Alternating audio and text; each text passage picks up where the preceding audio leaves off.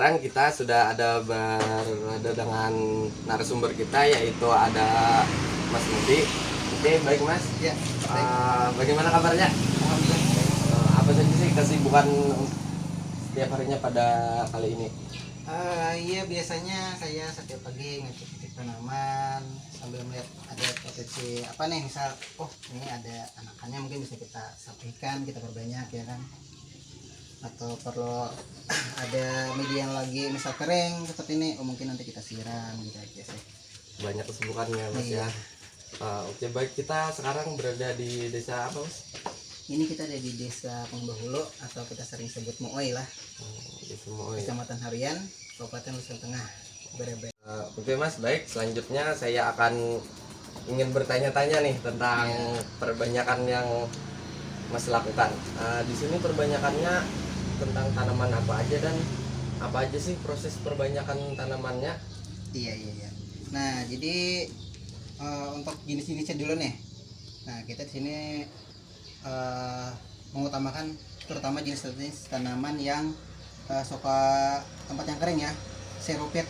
Nah, jadi terutama jenisnya itu seperti kaktus. Nah, jadi ada kaktus, kemudian ada jenis pacikol yang batangnya mengandung air seperti ini dan lain-lain ya. Nah, kemudian untuk perbanyakan sendiri biasanya saya menggunakan secara umum ya, kita menggunakan bunga atau generatif, tapi kebanyakan kita melakukan teknik vegetatif. Bisa dilakukan seperti pemecahan rumpun, kemudian cutting atau setikan cabang, kemudian menggunakan daun, atau juga root cutting atau bagian akar yang kita tanam. Biasanya seperti itu. Untuk bisnis sampai ini untuk penjualannya kira-kira seperti apa ya? Untuk penjualan ini biasanya saya melakukan lewat online. Nah, jadi biasanya saya posting di WhatsApp atau di Facebook, Instagram. Dulu pernah sempat pakai Tokopedia, cuman ini kan mulai agak nih, belum kembali ramai lagi. Kan kemarin musim Covid ya kan. Nah, itu ramai itu tanaman apa aja kemarin itu. Oh, berarti bisnis tentang tanaman ini sudah lama ya Mas? Ya, sudah lama. Mungkin kalau kita bisa itu mungkin sekitar 5 tahunan lebih lah. Sudah lumayan lama. Untuk tanamannya berarti tidak hanya kaktus ini aja juga ya, ternyata juga di sana banyak tanaman-tanaman yang lainnya ya. Oh. Jadi saya apakah boleh melihat secara langsung Mas Mudi untuk mempraktekkan cara perbanyakan yang apa ini tadi untuk stek? Iya, boleh. Oke. Simak video selanjutnya. Oke, kita akan coba praktek ya. Ini salah satu jenis tanaman koleksi di sini. Ini namanya Opercolecaria pachypos, atau kami sering sebut miniatur baobab.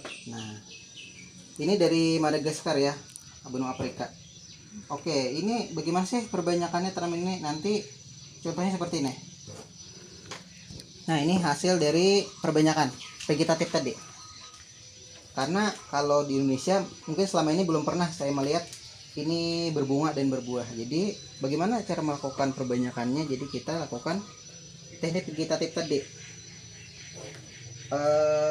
Biasanya vegetatif dilakukan bisa dengan cara memotong ranting, dahan atau cangkok ya kan. Nah, tapi tanaman ini unik, jadi dia itu bagian yang diambil adalah akarnya. Nah, nanti kita akan coba kita lihat, kita bongkar. Jadi ini proses tahapannya. Ya.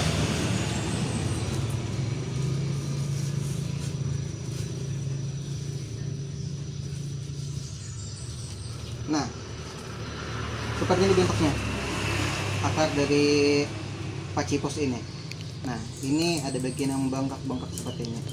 Jadi ini bisa dibilang sejenis kayak sukulen lah, tanaman yang menyimpan air di batang, mirip seperti adenium. Nah, jadi bagaimana sih mau melakukan perbanyakannya? Jadi biasanya saya pilih akar-akar ini yang berpotensial, dalam artian yaitu memiliki bentuk yang bagus untuk dijadikan tanaman hias.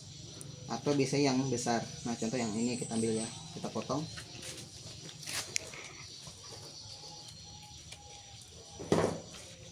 Nah ini satu, di situ kita ambil sini.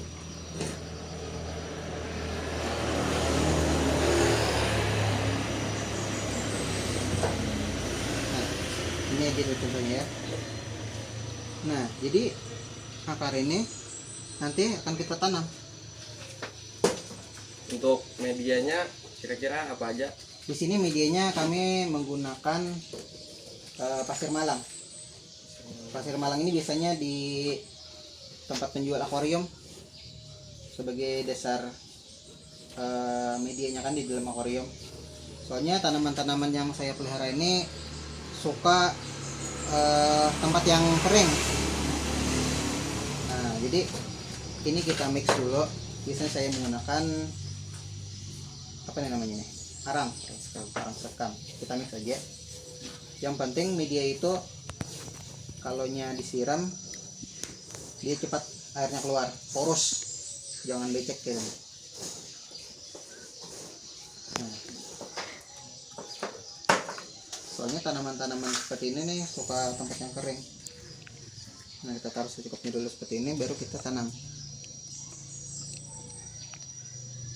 Cara tanamnya jangan kita timbun semua lah, jangan kita timbun, harus ada disisakan bagian atasnya lah. muncul sedikit supaya nanti akan tumbuh tunas. Nah seperti ini. Untuk pemunculan tunas itu kira-kira memerlukan waktu berapa lama? Biasanya tunas muncul bisa sekitar 1 minggu mas. Cepat juga. Iya, jadi sekitar 1 minggu nanti tunasnya bisa muncul. Nah ini bengkok ya bentuknya.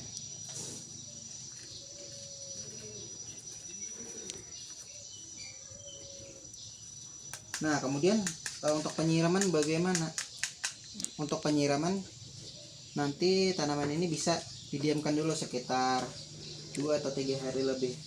Jangan langsung disiram. Habis kita tanam seperti ini jangan langsung disiram. Sama ini yang indukannya, karena indukannya kan ada luka nih.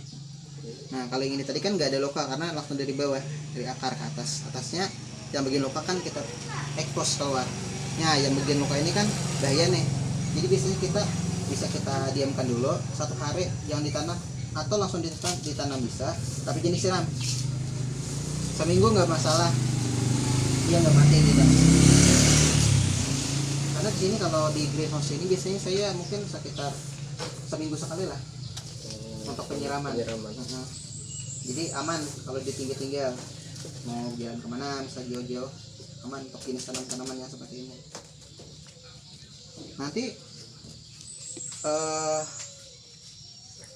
tanaman ini kalau kita lakukan terus seperti itu kan bisa menghasilkan banyak nih. Nah ini kan sudah ada 5 jadinya ya.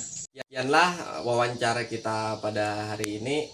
Semoga akan menjadi pembelajaran bagi kita semua. Salah hilapnya mohon maaf. Wassalamualaikum warahmatullahi wabarakatuh.